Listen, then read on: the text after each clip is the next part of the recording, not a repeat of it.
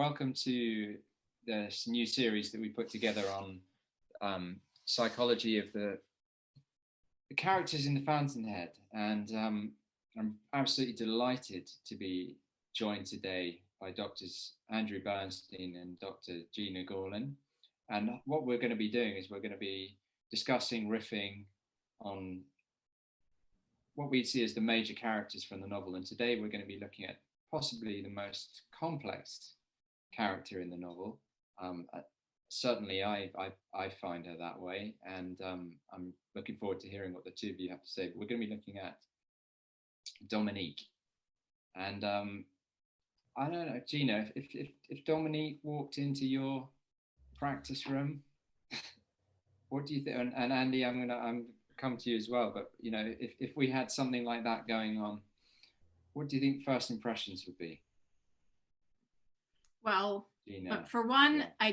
I'm hard pressed to imagine her walking into a therapy room, and we can talk about what speculations we might have about her openness to discussing her psychological issues. But with the disclaimer that I'm always going to issue, even though I know it's a big party pooper, that she's not a real person and I don't know what it would mean for a real life version of her to walk into my office.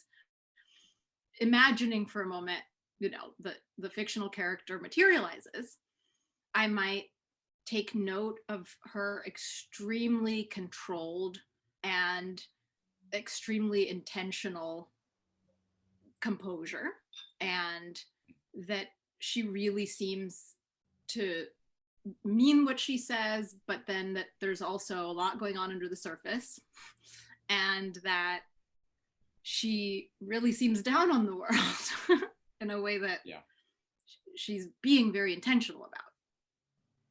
I mean, the reason I threw that in there is because I could imagine her coming to therapy to sort of amuse herself, and maybe to amuse someone in her life, you know, one of the characters in that, you know, that she would just like, that she's that sort of playful, curious nature she has as well at the same time. And I could just imagine her just going, you know, just going to go and have a look. That's a good point. Yeah, and it would be interesting. Yeah. I guess it would further really depend on how she views me and the nature of her motivation for coming.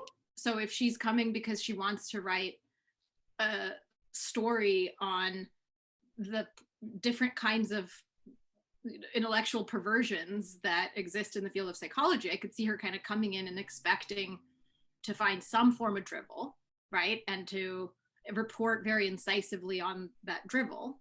And so she may be playing it close to her chest, and she may be presenting herself in a very kind and professional way and trying to, you know, get a rise out of me or see what I do. So I wouldn't necessarily be able to get much right away, but I would see that there's probably more than meets the eye. Sure. And Andy, what's going through your mind, just even us talking about that right now? Well, it's a good psychologist question. Right. Right, and I'm just a philosopher. Let you guys handle the a writer and a philosopher. Let you guys handle the psychology. But the first thing I would think of when I meet Dominique is to ask her, you know, what she's doing on Saturday night. Was, you know, I would. No, it's not just. Obviously, I wouldn't know this. Just on meeting her for the first time, I would notice what a beautiful woman she is. But after talking to her for a while, I think it would become apparent what an idealist Dominique is. This is what I love about Dominique, and I fell in love with her when I was 16. You know, I'm still in love with Dominique. She's my all-time favorite heroine in world literature. And Albert Ayn Rand described Dominique as herself in a bad mood. But the idealism of Dominique, her impassioned response to human beings at their highest and best, she can't respond to anything else but that total passion for the total height, which I think is a phrase Winan uses in a different context. That's Dominique. You can see her love for whether it's, you know, the Greek statuette, Rourke's buildings, Rourke's character, Rourke himself. What she does about it is a whole nother issue. You know, she destroys the statuette. She just attempts to destroy Rourke's career and things like that. But it's her impassioned idealism, her love for man at his highest and best. This is what I love about her, and I'm sure it's a large part of what Rourke loves about her, and that's what I would be impressed with. I think probably in just a few minutes of conversation with her. Yeah, I should say, you know. Oh, go ahead, Josh. No, go on, Gena. Yeah, there's something I'm going to expand on in a bit. Yeah, which I want to hear. I should say, taking off my psychologist hat for a minute and just speaking as a young girl, also at 16, when I first discovered the novels, starting with the Fountainhead, and didn't just fall in love. I really traveled Dominique's road with her as I read the book, and her journey is what changed my life, probably more directly, more immediately than any other single factor that I can name.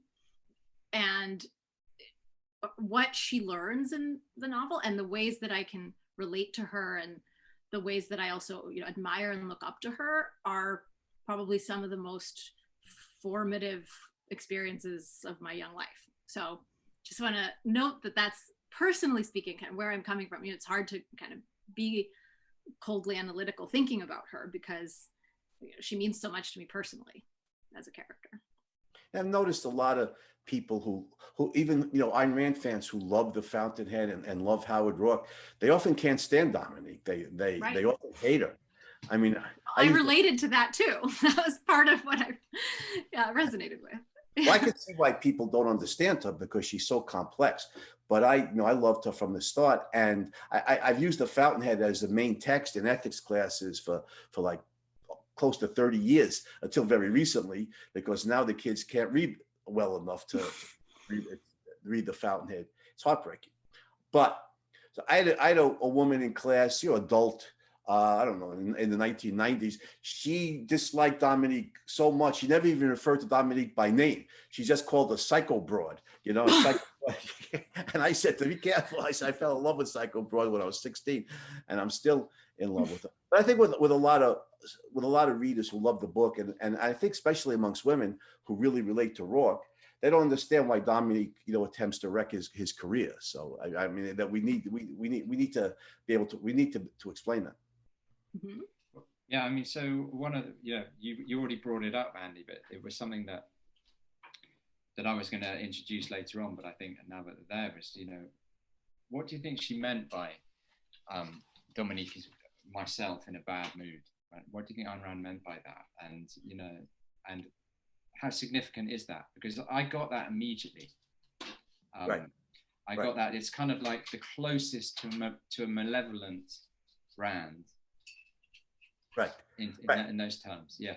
And I think when Ayn Rand says that about Dominique, you have to notice all of Dominique's virtues with the reasons that Rourke's so in love with her. I mean, she's a beautiful woman, but she's hardly the only beautiful woman in the world. And yet, as Ayn Rand shows it, this is the only woman in Rourke's life. So, you know, one thing is just the exquisite idealism that we've already, you know, discussed. Her just passionate response to human beings, their achievements, their character, you know, at the highest level. But also, I think since the novel is about independence, the virtue of independence, notice Dominique's independence. You know, that malevolent universe premise that you're referencing, Josh. Well, you know, that the idea that the great men, especially men or human beings with great strength of character like Rourke, have no chance in society. She came at that inductively. I mean, she sees her father, you know, growing up, she sees her father, who everybody in society might think, you know, he's a great architect. She knows he's a phony. He's not a great architect, not even a good one. You know, he reached the prestigious levels he has by schmoozing and knowing how to match his ties with his socks, you know, and he has all the social graces, but he's not a good architect. He's a phony. Whereas Dominique also sees with her own eyes and understands with her own brain that Henry Cameron's a great architect, and Henry Cameron's rejected. Frankon gives the public Guy Francon gives the public what it's used to and wants. Cameron has new ideas. He's rejected. And she really sees it with Keating and Rourke. She sees, Keating's this rising star, in the field of architecture. She sees he's worse than her father. He's a more egregious phony than her father is. And Rourke is the real deal. Rourke is a great architect. But Keating is lionized. Rourke struggles like a junkyard dog because his ideas are too revolutionary, was Keating's a conformist to the public taste. And Dominique recognizes this with her own eyes. And she even tells Keating, when he proposes to her, I mean, she's the boss's daughter after all, right? And she says to him, if I ever do something horrible in my life that I need to, atone for, I'll marry you. I need to be punished for. So my God, she sees reality for what it is with her own eyes. She speaks the truth, and this is what her independence. All of society might glorify her father and Peter Keating. She knows better. All of society might vilify Henry Cameron and Howard Rourke. She sees with her own eyes and understands with her own brain the truth here. This is what enables her to change her mind through the events of the story. When she sees that society won't destroy Rourke, they can't stop him, that he's gonna reach the level of success that he wants and do it on his own terms. So Dominique moves off center from her original malevolent universe or malevolent society premise to, well, society's not as bad as I thought it was. I see it. And she's even at the end willing to help Rourke dynamite Corliss. So we need to understand Dominique's independence. She's mistaken on the malevolent society premise, but she's honestly mistaken. She arrived at that inductively, she arrived at it independently, and she changes her mind inductively and independently. That's one of the great virtues that Dominique has. And again, you will understand why Rourke loves her. So Ayn Rand in a bad mood. She's independent. She is an idealist, and in a bad mood, I assume Ayn Rand was pessimistic. I can understand that. She's Ayn Rand in a bad mood. In Ayn Rand's most pessimistic moods, she must have thought and felt it's impossible. We're not going to be able to win this battle. We're not going to be able to win the intellectual battle. There's just not enough time for objectivism to save the country and these ideas to save the country before we collapse. So it's Dominique's view most of the time. The good and the great will be destroyed by an irrational and corrupt society. Wow, that was an amazing answer there, Andy. Thank you for your response. Although, thank you. I mean, you covered a lot of the ground that I couldn't have put as eloquently about Dominique's virtues and what allows her to learn and to correct her view over time. But I don't know that we've yet fully gotten an answer as to why she tries to destroy the man she loves. We can take a few steps from what you just said, Andy, that she believes that she believes that the good is doomed within this irrational society that wields so much power over the architects trying to do their work, over the innocent souls just trying to find their way and create great art like Stephen Mallory, and are crushed and unemployed and laughed at and pilloried. But I think that's true of a lot of us, at least at times, right? And we don't necessarily then take the step of actually actively trying to tear down the people who we think are best, right? The people that we love and that we think are creating the greatest work, right? And so there's, I think, a few more pieces that would need to be filled in. And this is, I think, why Dominique can be so hard to understand. And it might help set some of the context here, just coming at it as a 16-year-old reading the book for the first time, the way I experienced Dominique. It was more so that she was like me with better self-control. That if I were able to act on my convictions with the kind of consistency and the kind of ruthless precision and integrity that she was able to, even if it meant torturing myself and being married to the person I considered the vilest and sleeping with him every night and putting myself through utter hell and putting my loved ones through utter hell, because I believed through my independent judgment that that was the best way to save them from being even further denatured by this ugly world, right? If I had the kind of discipline, then maybe that's how I would proceed in my life. You know, maybe I would be kind of actively and very, you know, like methodically campaigning against the people who I thought are the most doomed because they have the most to offer. Yeah, I didn't realize that was the question. I thought the question that you asked me was, why did Ayn Rand describe Dominique as herself in a bad mood?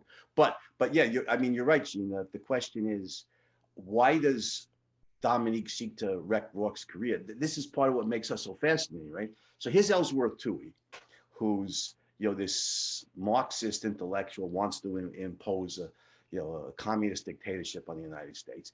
And he can't allow independent thinkers. They're going to speak out and threaten his hegemony. And he certainly can't allow one in his own field. So he's got to try and wreck Rourke's career, because there's no room for Rourke. There's no place for Rourke in the world Toohey envisions. So the question is, well, why does Dominique, who loves Rourke, why does she join forces with Toohey in this anti-Rourke crusade? You know, and it's fascinating because, it's like you said, Gena, she is convinced, given her pessimistic view, her malevolent society view, that Rourke's going to be destroyed. And she does this again. What I admire about Dominique is how inductive she is. You know, starting with the facts, she's seen the fate of Henry Cameron, you know, who's this brilliant architect who's then, you know, he starts designing skyscrapers. He becomes more and more original. He's rejected by society, and he becomes over this long, drawn-out, painful process of commercial failure, an embittered alcoholic. And she's convinced, based on that Rourke's traveling that same road. And Rourke's so strong, it's going to be a long, drawn-out, agonizing death, like for, you know, a cancer victim fighting the disease for years. And she also meets him when he's a common laborer in a quarry. Right. Yeah, that's right. Good point. She has, again, very inductively, she sees what society has done to Rourke and what it's going to continue to do to Rourke, make him into a common laborer, you know, this genius, into a common laborer, like you said. So she joins forces with Toohey. The difference, of course, is for Dominique, this is an act of mercy killing. This is an act of euthanasia, that Rourke must die at the hands of one who loves him, and at the hands of one who understands and loves him, and quickly. Whereas for Toohey, it's an act of spiritual murder. But they agree that Rourke must be killed, or at least his career must be killed for very different reasons. For radically different reasons. Yeah. Yeah, Dominique's motives are benign here. It's mercy killing, and quickly. It's like in Spartacus. You know, when Spartacus kills, Antoninus he kills him quickly rather than have him crucified and, you know, die on the cross. Kill him quickly and at the hands of one who loves him. He says to him, "I love you," you know, Antoninus. I think the name was Antoninus. "I love you." You know, he said, this is what Dominique is doing here, and it makes it so fascinating that she joins forces. You know, this morally pure woman joins forces with this evil monster, and she knows he's evil. Again, Dominique's independence. All of society reveres Ellsworth Toohey as a moral, you know, leader, and she knows he's a monster. But she joins forces with the monster because it's important to wreck Rourke's career quickly and at the hands of someone who loves him. So again, this is why, you know, part of the reason why I love Dominique Francon. You know, something that's clearly coming up from this. Yeah. Is that she's the character who someone just was looking, you know, observing from above, or you know, would be saying something like, she needs help. She needs serious help. She's trying to destroy people. Why is she not married to? You married Peter Keating? You know, why you could have anyone you want? All these kind of questions people would be asking her, and a lot of people would be very, very afraid of her. You know, I remember, I just want to reflect that when I first read the book, I thought she was just like one of the coolest people I'd ever come across.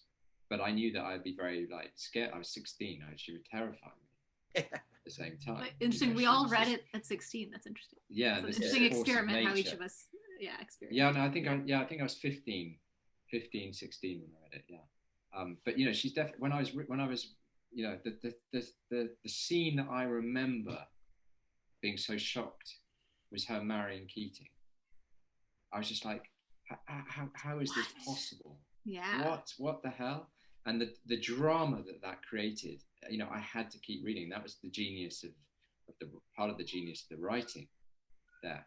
But, you know, she is still, you know, Andy, you mentioned earlier, you know, people hate her. Objectivists hate her, which I find very strange, but I don't. It's I think it's easy to hate her, even though I adore her. She's probably my favorite character of all time. But I think, I mean, you might hate her if you encountered her in real life, and if she was actively working to screw over your best friend, right? Or you, for that matter. You know, if you found yourself in a position of falling for her and then seeing her marry your worst enemy, seeing her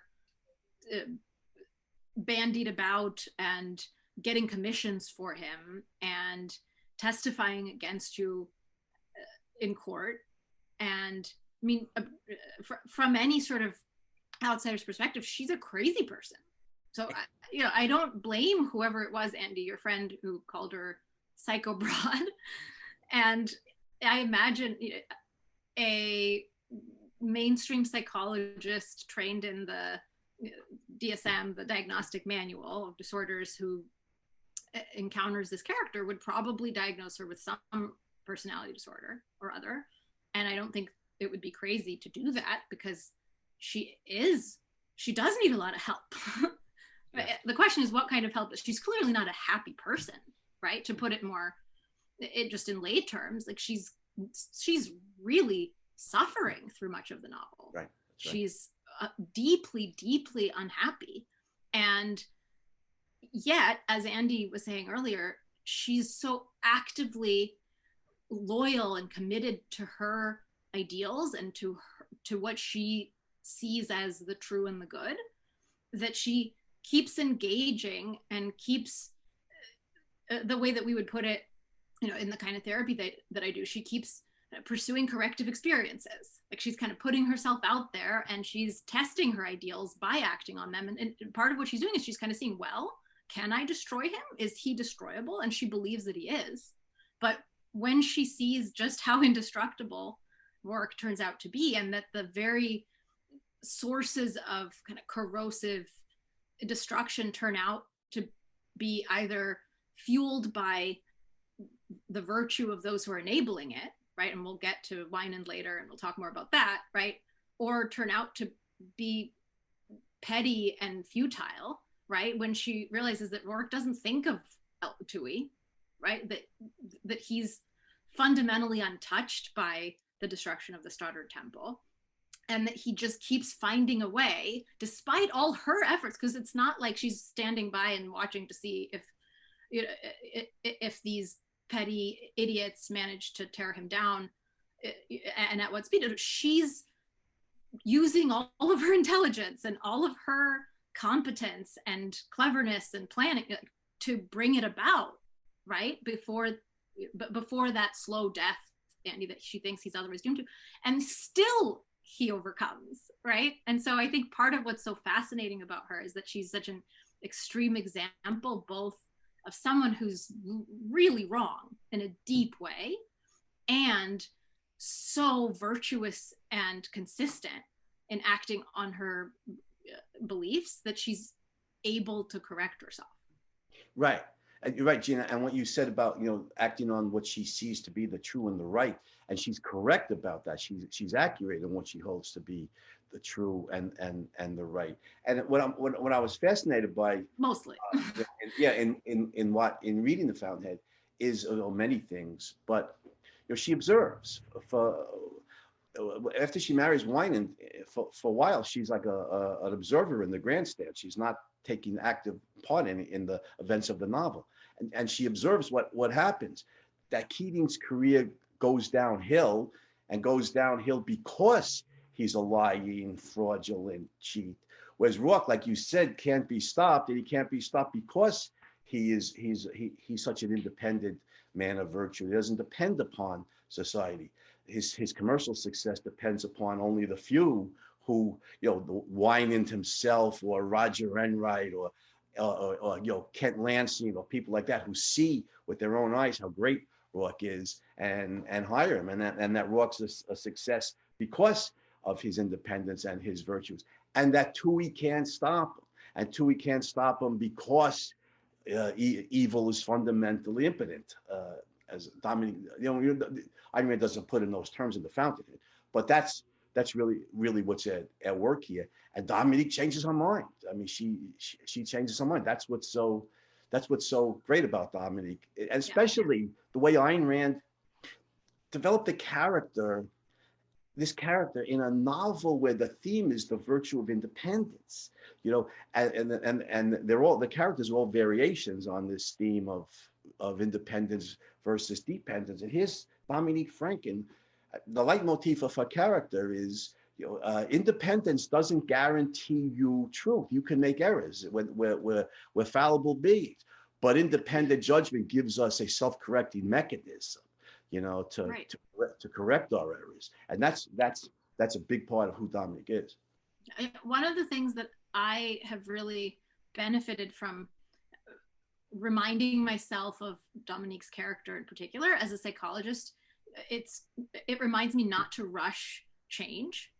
Believe it or not, I'm someone who I'm constantly in the business of trying to help people correct their errors and change their psychologies and become, you know, less cynical, become more realistic about their idealism or more idealistic about their realism or whatever the case may be.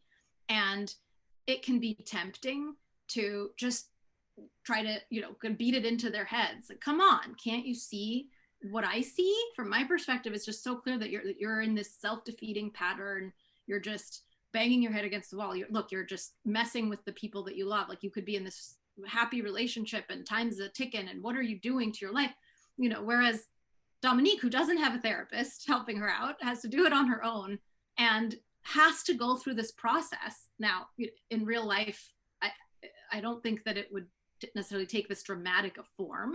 You know, there are lots of different ways that somebody can gather the evidence that their loved ones aren't doomed, that, you know, evil is impotent, but it takes time, and Rourke has the patience, right, and the vision to let her learn, to let go of her. Well, I know I've had people, I actually had a client at one point who had read The Fountainhead and loved it, but was so confused. The thing she was most confused and horrified about, that was understandably, was that Dominique would marry the guy who is her, you know, her loved one's worst nemesis. Like, how can you do that to the person you love? And like the woman is just, you know, that's irredeemable to me. I would never go. Whereas Rourke, he sees it, he feels the pain of it, and he doesn't begrudge her. He doesn't try to talk her out of it, right? He understands that she needs to go through this process and figure it out for herself. And to me, that's such a powerful illustration of the point that, you know, people need to go through their own journey and figure it out for themselves. And we can't just kind of lend them our knowledge through a transfusion.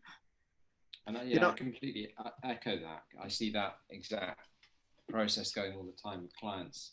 And, you know, you mentioned earlier, you know, if we were to pathologize, which we could. If she was put in, you know, someone like that turned up and us discussing in supervision or something like that, right?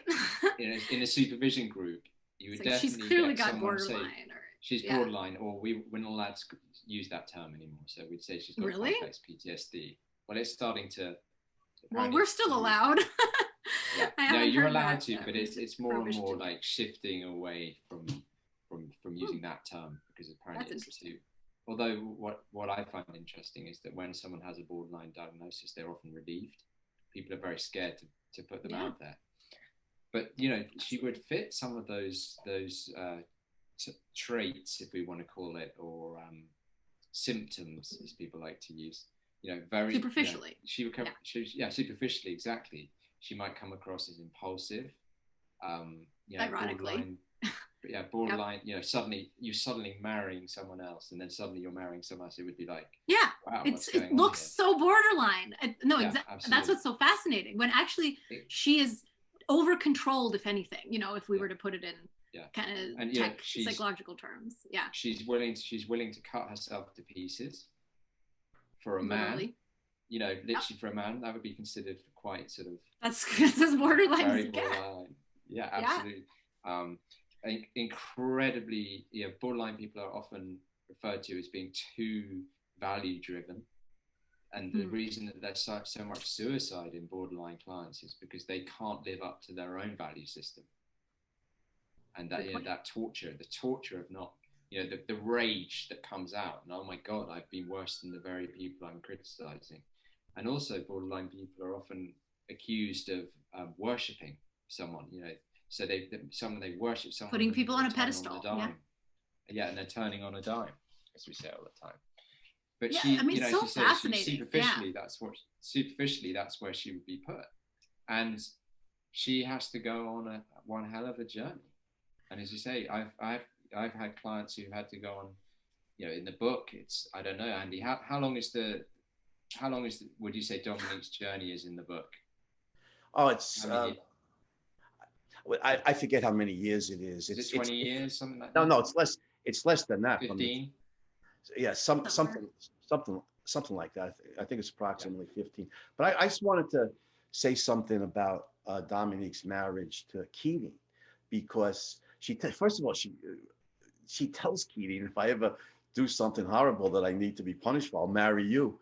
Well, the started Temple trial, and the trial is Dominique's worst nightmare come true. I mean, she knew this was going to happen. She knew society was going to destroy Rourke, and you could almost, like Bill Clinton said, in the context, I feel your pain. I mean, I knew this was going to happen, and I still let myself get involved with him. What a dope I am, Yeah.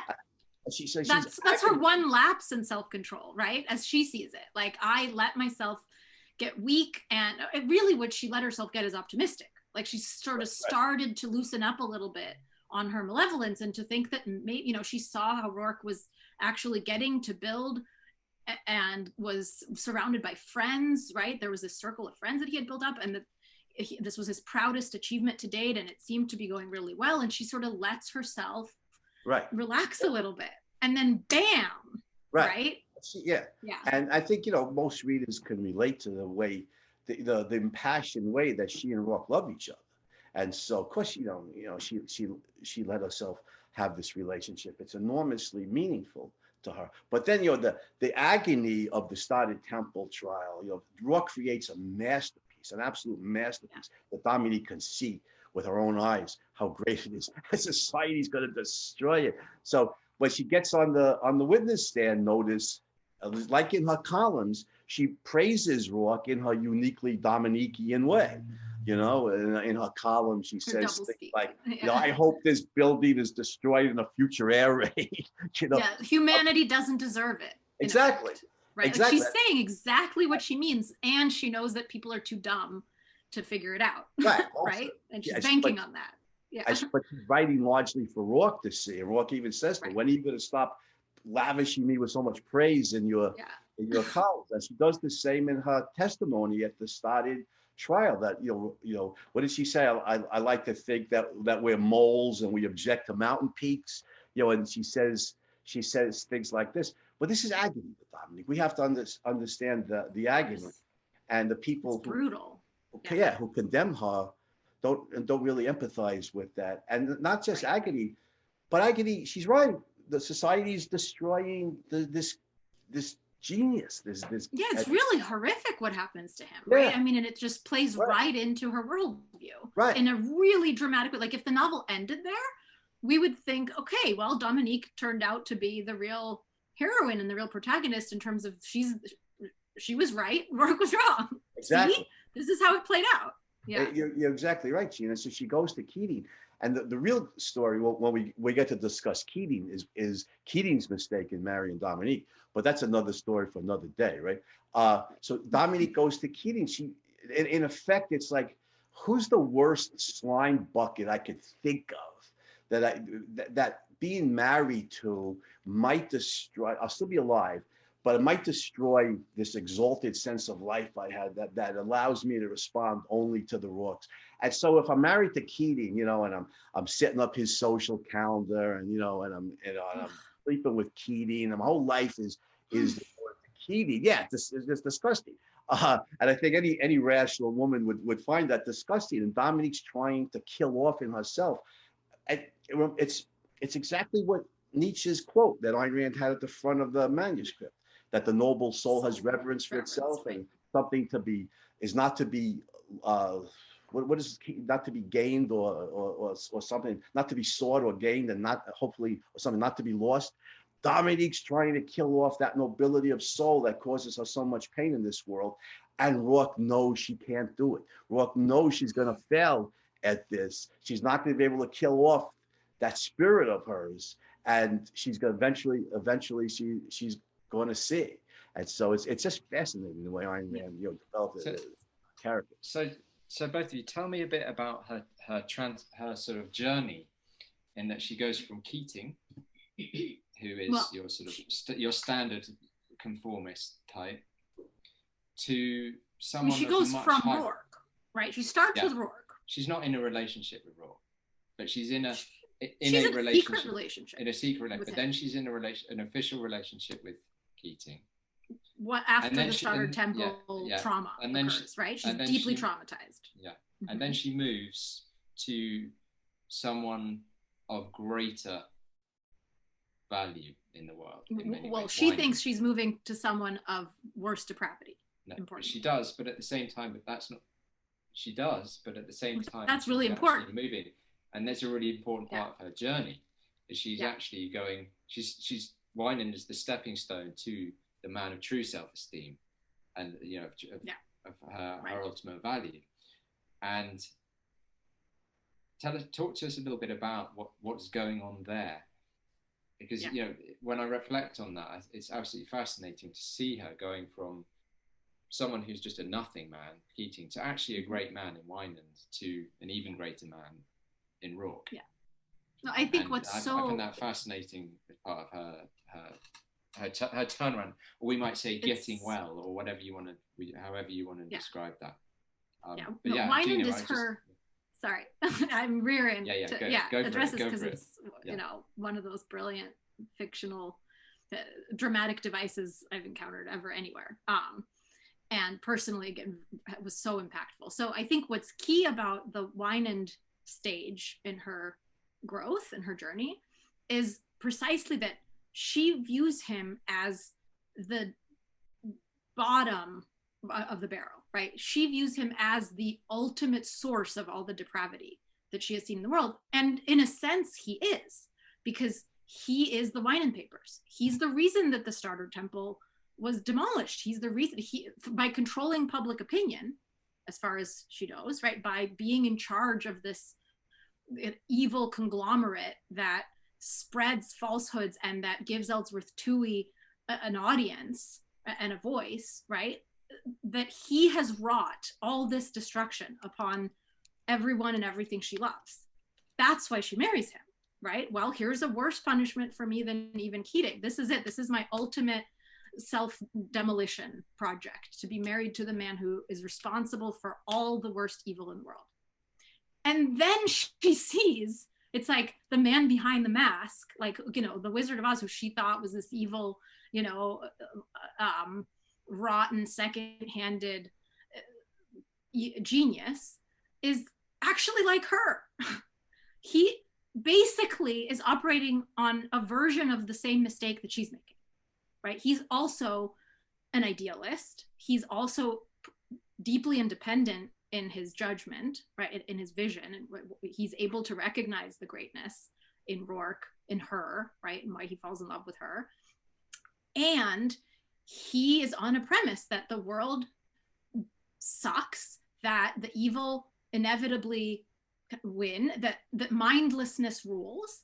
And the conclusion he drew, which is importantly different from hers, is that therefore the way to operate, to function as a first-hander in the world, is to rule the mindless, right? Is to basically make yourself he didn't realize that this is what he was doing, but basically make yourself their servant by pandering to to public opinion, right? And he thought that he was gaining power over them. He thought that he was, just like Dominique thinks she's doing, right? That he was kind of taking an approach that would rob these evil, mindless people of their power.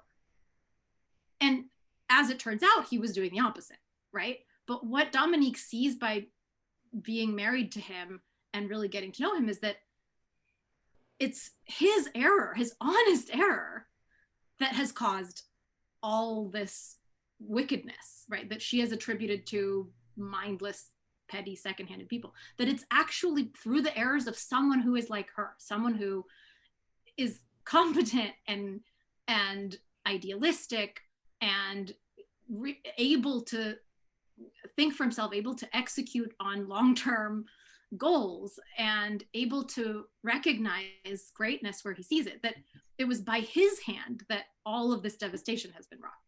And when she sees that, she realizes that the power isn't with the Tuohys, it isn't with the Keatings, it isn't with the Kiki Holcombs and all these idiots who can't recognize Rourke's greatness. It's with us, it's with me and him. It's with those of us who are capable of greatness and don't understand that we're empowering the enemy. And I think that's ultimately what sets her free. I think what Gena said is right and important. Wine is the great mixed case in the story. I know we'll get to wine, and Rourke and Dominique are independent in their judgment. Toohey and Keating are both dependencies in different forms. And Winand is the mixed case. And Dominique sees that that it's the dependent part of Winand's self that leads to the banner and all the depredations of the banner. It's the independent part of Winand that enables him to love her, love Rourke, love Rourke's building, love these beautiful artworks in his private art gallery. And she's watching, Rourke's advancing, Keating, and advancing because he's so virtuous. Keating's career is crumbling because he's a scoundrel. Winand is moving towards some great disaster. She sees it. He's moving towards some great disaster because of the wicked part of his character, and the bad things that he does. And notice you can see how much Dominique's view has changed when she tells Winand, go after Toohey, destroy him like the bug that he is. You've destroyed other people who are much better than Toohey. That's part of Dominique, the real bad side of Winand, and it is bad. Just step on Toohey like a bug. And Winand says, why would I want to wreck He gets me readers. Yeah, right. The point that my currency is readers, and he gets me readers. People like Elsie's twaddle. And Dominique said, you don't understand, Gail. You're like a tank. You go into battle, you give blows, you take it. Toohey's like a corrosive gas. She's telling him he's after control of the Winand papers. He's after control of the world. Yeah. And Winand. And you've given him a tank. Yeah. Right? Winand's so big. He's so strong. He's so smart. He's so tough. He can't take Toohey seriously. And he tells her basically to be quiet. And he misses an opportunity there. But the point for us, of course, is notice how much Dominique has changed. In the beginning, she thought the world was so bad, it deserved Ellsworth Toohey. She says at one point, the world's so bad, but I know I'm going to get my revenge because there's Ellsworth Toohey. Now she recognizes, hey, the world's not that bad. They're not going to be able to stop Rourke, and there's a lot of people who support him. The world's not that bad. They deserve a better fate than Ellsworth Toohey. And she tells Winand, who's the right man for the job, destroy him. But Winand makes a critical error in not doing it. But we've seen how far, Josh, in reference to your question, how far along the journey she's come now. And I think a big part of that is she's seen that Toohey's not the one with the power. Winand is. Right? It's only because of Winand that Toohey couldn't have built the Winand papers. Right. In this context, Winand is first-handed creator who created the papers, and ultimately, of course, it's Rourke and the Rourkes of the world who have the power to promote human life. And then, one of the things that I wanted to say, when I said I'm surprised by people hate Dominique, is I was saying that in the context of the whole novel and having finished the novel and seeing who she is by the end, and that huge psychic transformation that she has that's so, to me, very just unbelievably uplifting.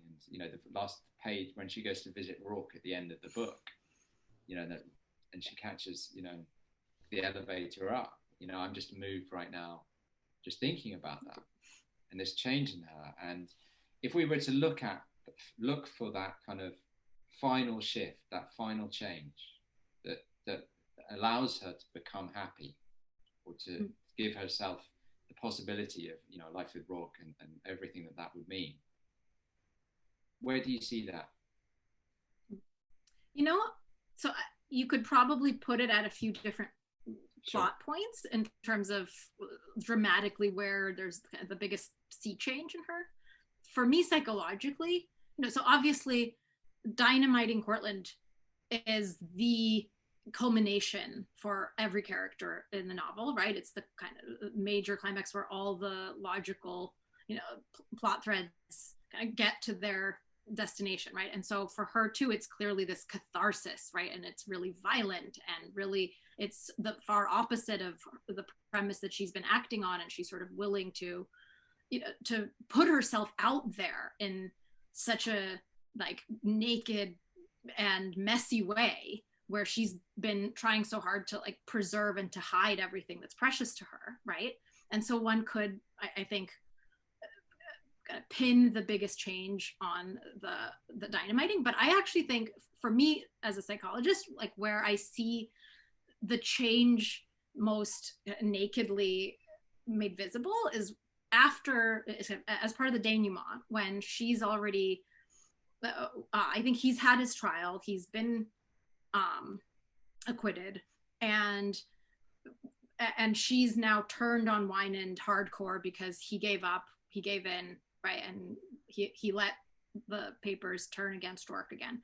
And she staged, in order to just completely blow the lid on the whole affair, and to really demonstrate to herself and Rourke, look, I'm free now.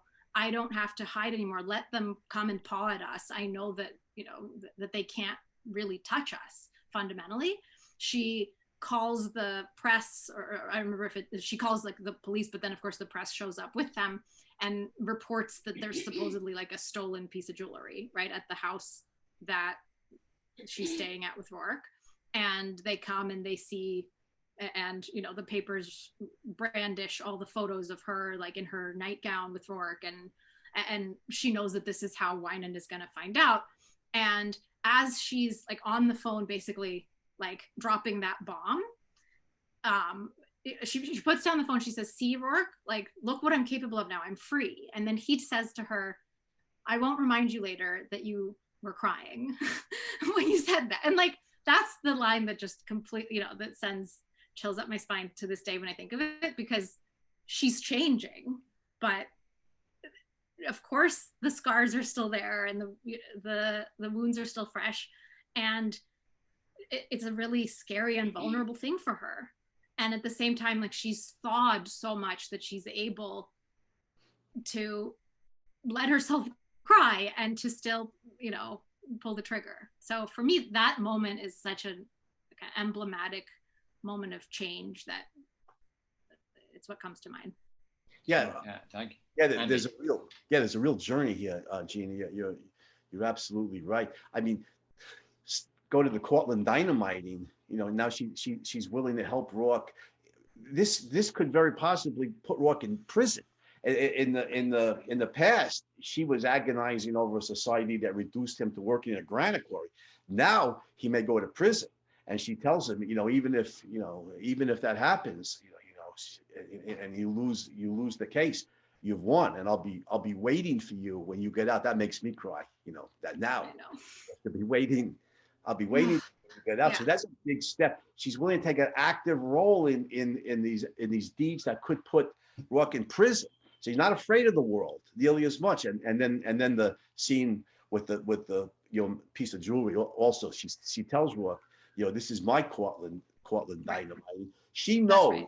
She knows the line better. Yeah. Yeah, she knows to use that vivid contemporary terminology that the press and the world, they're going to slut shame her, right?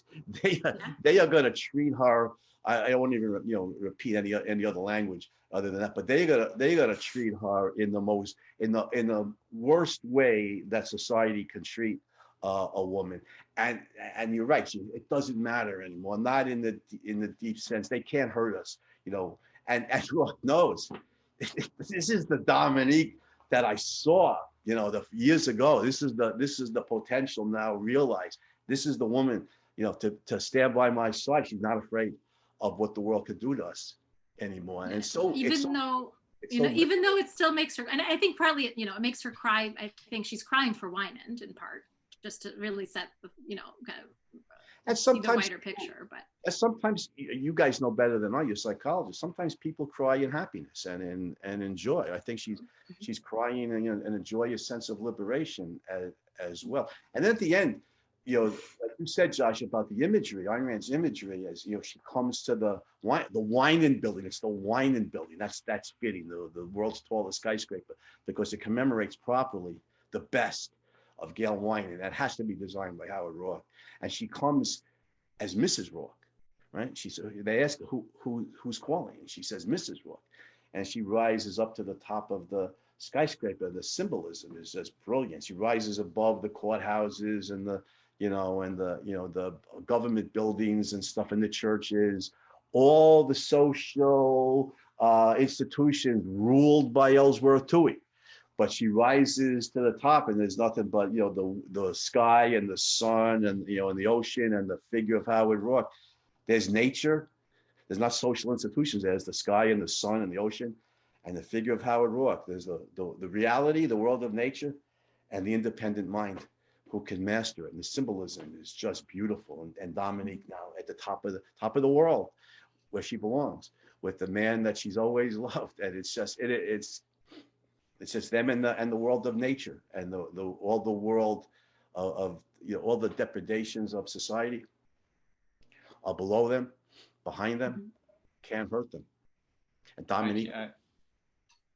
What a fitting place to end our discussion on who I still see as one of the most complex, original, and inspiring characters in any world literature.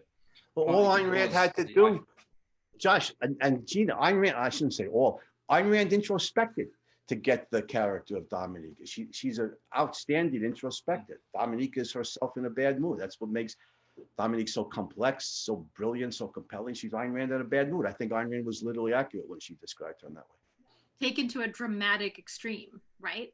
She was a great dramatist, and she was a great introspector. So I guess if you put those together, you get a Dominique. Yeah, you get a character as powerful as that.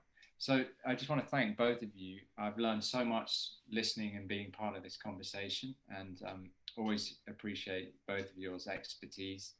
And I think that's we've had a great conversation, and I know people will get a lot of value from this. So thanks very much. Thank you for letting me riff on one of my favorite fictional people of all time. Yeah, me too. And thank you, Josh and Razi, for setting this up. I greatly appreciate it. It's been a lot of fun.